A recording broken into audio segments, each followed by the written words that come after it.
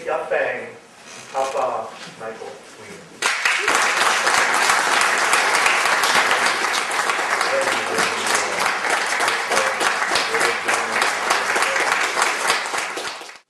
So I'm going to read some old poems today and some new poems, and I'll start with one from my beloved first cousin Gary.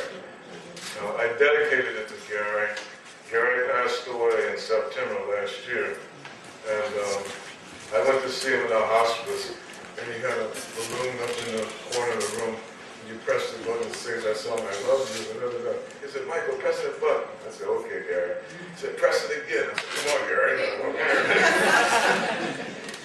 Well, this is a poem about, I went to a barbecue at my cousin Brenda's house years ago off Route 1. We were standing outside, and all of a sudden all these starlings came out of the trees. The whole sky was black. So I wrote this and I dedicated it to Gary a long time ago. I think I told him, he might have forgotten. The Starlings for Gary E. Miller. They are so thick in the bare tree it seems spring has come. The cold sun has given a dark fruit of an endless flock. In a stream coming out of the sun's sinking fire, they congregate until black is the color of order. The single voice that leads them is lost in the affirmation of wings and beaks. Some meeting is in motion, oblivious to the parliament with its rules of order. Consensus is in the breast, beneath feather and compass. In a moment they are silent in prayer.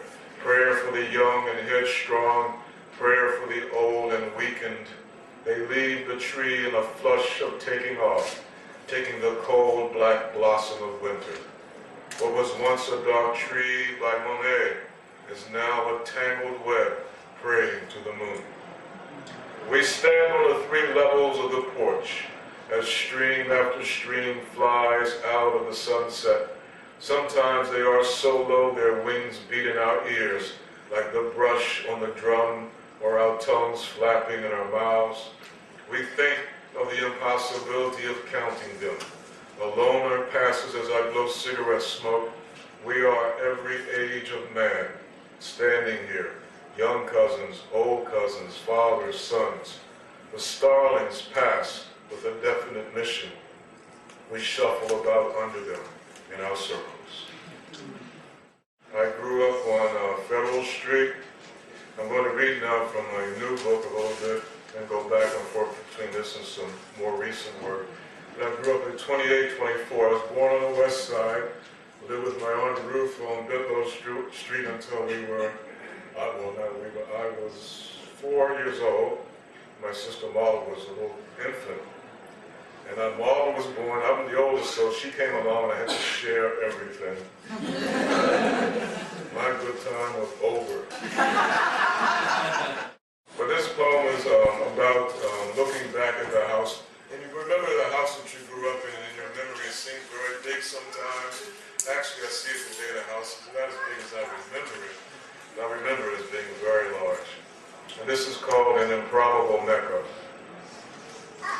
I am here in the house of my childhood, my youth, of the quiet and whisperings from walls that have watched me lose my 2 front teeth to a cousin slinging a baby doll.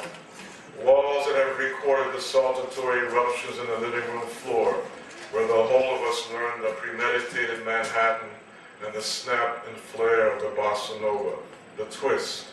Here in this house, where quiet ruled like an avenging saint, even when I rolled drunk and dirty in the living room at 17, home from college with hoodlum friends in the year of the Black Quartet. This house opens its eyes, reaches to me with hands held together in silent prayer, begging me to take every lesson and go on with life peacefully, out of its contemplation, out of the lives it has absorbed, out of my father's pondering step, coming home in the evenings in his brown leather bomber jacket, ecclesiastical and provident. Out of my mother's discordant singing as she put yellow ribbons in my invalid grandmother's hair, singing old spirituals removed from new hymn books, always falling back to her favorite, "Pass Me Not O gentle Savior. Her humble cry resounds in the tiny mind of my ear when I slide my hands down the walls as I ease down the stairs of this house where mother and grandmother died, where the bones of this home screamed until they were thin as glass when I lost my mind. This house throws back its head and laughs in a resplendent roar when I ask it to remember the first poem I wrote at 8, the Sears and Roebuck bicycle with white walls and headlights, the first girlfriend in the 4th grade, the first wife at 19, the long hours of studying, the lectures on ancestry from grandma, the delicate cloth of talking and sharing I built for my father as we became the next two on the prophetic end of the pew, the anxious, sleepless nights while we listened to Bessie frying the chicken for the trip down home south to Virginia, back to the embracing roots that made us believe unfalteringly that we were truly wealthy. The pious Sunday mornings when I marched off to the Baptist church, choired and measured like the Methodists and Lutherans with my usher's badge and my belief. This house stands before me and in my memory, a monument perfectly aligned to the stars, luminescent and sentient, a life in and of itself and ourselves, as patient and kind and suffering as anyone could ever hope a house to be, when chattering children kick in its lap, men lie in it trying to accommodate their future, when women painted with song from the old world of patriarchal law, when death comes lusting after it with sledgehammers and stillness. I come to the front steps and sit as I did when I was a child. Tuna fish for Lucille Clifton. Every day, tuna fish, in every conceivable manner, with tomatoes that leaked and made the bread soggy, with lettuce my mother tore in odd shapes that hung like ornaments from my mouth in the cafeteria, the High Court. I had tuna on toast toasted lightly that was death cold at noon, on toast toasted darkly that crumbled like old ruins just when I was in front of Naru Ash. She always wanted to kiss me, long before I knew why. She was so proud of the French in her name. Tuna in wax paper that tore and fell on the floor. Tuna in aluminum foil shaped like flying saucers that we threw at each other in assassination attempts.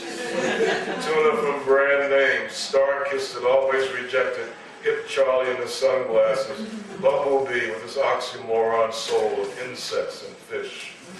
Tuna made the day before which seemed to smell truly like dead fish. The dead fish killed by pollution and washed up like rejected never-to-be's, the dead fish of hot sun. And nothing was so obviously poor as eating this when other kids had hot spaghetti from the kitchen, where women like my mother labored over shiny pots and steam.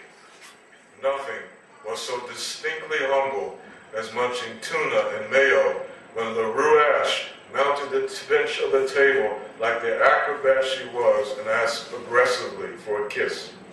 I sat as stupid as a confused cat, blinked, masticated the sea's journeyman, bemoaned my banal lunch, but dreaded the deeper pit of despair, tuna's alter ego, baloney.